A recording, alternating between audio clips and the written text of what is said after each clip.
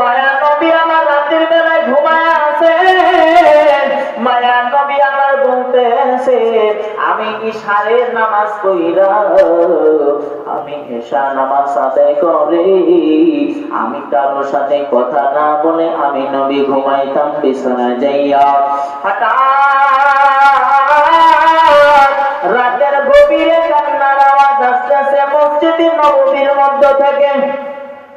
নবী আমার বলে আমি ঈশার নামাজ পড়ে ঘুমাইতাম, যদিও আমার চক্ষুটা বন্ধ থাকতো কিন্তু আমার অন্তর চক্ষুটা কখনো বন্ধ থাকতো না, খোলা থাকতো।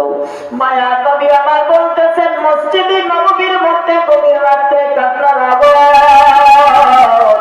এই কান্নার আওয়াজ শুই না আমার ঘুম ভাঙিয়া গেল।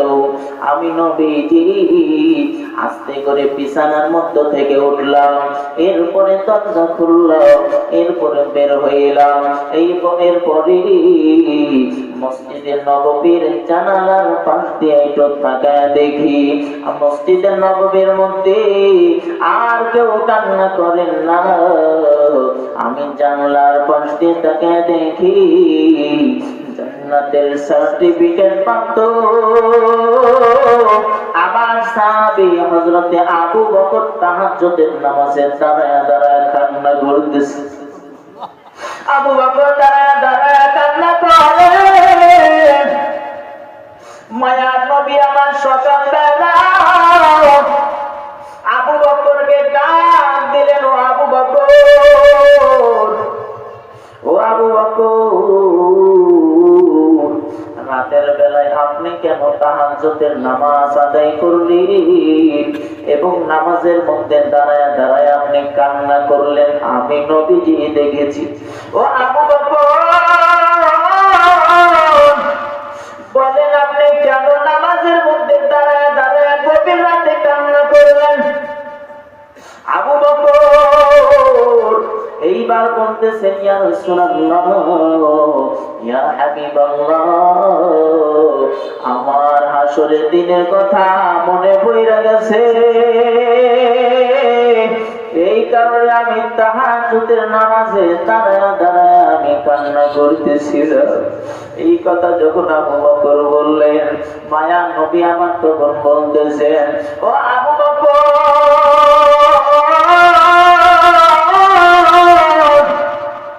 দুনিয়ার মধ্য থেকে আমার আল্লাহ তাআলা তো তোমাকে জান্নাতের সার্টিফিকেট দিয়ে দিয়েছেন, এরপরেও কেন কান্না করতেছো?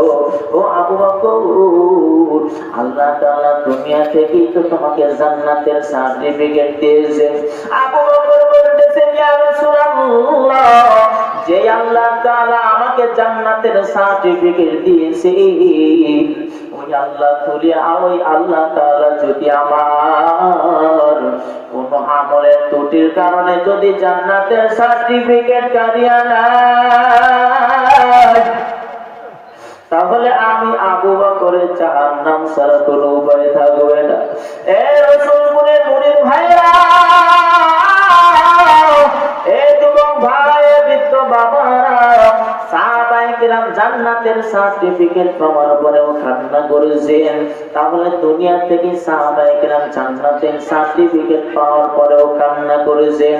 আমি আর আপনি কি আমল করেছি, কি বুঝি আমার আপনারা আছে? এ ভাইরা, চোখের পানি ছাড়া কিন্তু জাহান্নামের আগুন নিভানো সম্ভব না। মিশকাত শরীফের 2 নম্বর খণ্ড 132 নম্বর হাদিস, হযরতে উসমান রাদিয়াল্লাহু তাআলা আনহু রাস্তা দিয়ে হাঁটতেছেন, হাঁটতে হাঁটতে সামনে কবর দেখতে পাইলেন। এ বন্ধু,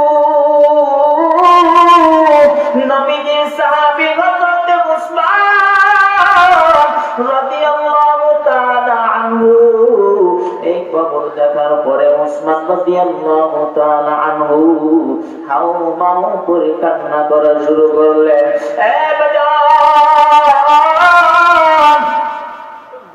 সাহাবায়ে কেরাম জিজ্ঞাসা করতেছেন, ও ভাই উসমান, আপনি জান্নাতের কথা শুনলে আপনি কান্না করেন না, আপনি জাহান্নামের কথা শুনলে আপনি কান্না করেন না, জান্নাতের কথা শুনলেও কান্না করেন না। ও ভাই ওসমান, আপনি কবর দেখলে কেন কান্না করেন? বন্ধু, হযরতে উসমান রাদিয়াল্লাহু তাআলা আনহু বলেন, ও সাহাবায়ে কেরাম, আমি জাহান্নামের কথা শুনলে আমার কান্না আসে না, জান্নাতের কথা শুনলেও আমার কান্না আসে না,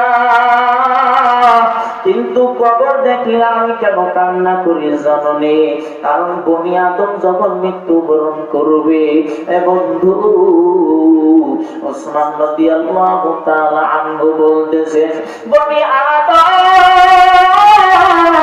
যখন মৃত্যুবরণ করবে, মৃত্যুবরণ করার সাথে সাথে তাকে কবরের মধ্যে দাফন করা হবে। কবরের মধ্যে যখন তাকে দাফন করা হবে, বন্ধু, কবরের মধ্যে দাফন করার পর মিশকাত শরীফের প্রথম নাম্বার খণ্ড 133-31 নাম্বার হাদিস, নবীজির সাহাবী হাদিসটা বর্ণনা করেছেন। মায়ার নবী বলতেছি, যখন মানুষ ইন্তেকাল করবে, ইন্তেকাল করার পর তাকে যখন কবরের মধ্যে যখন তাকে রাখা হবে,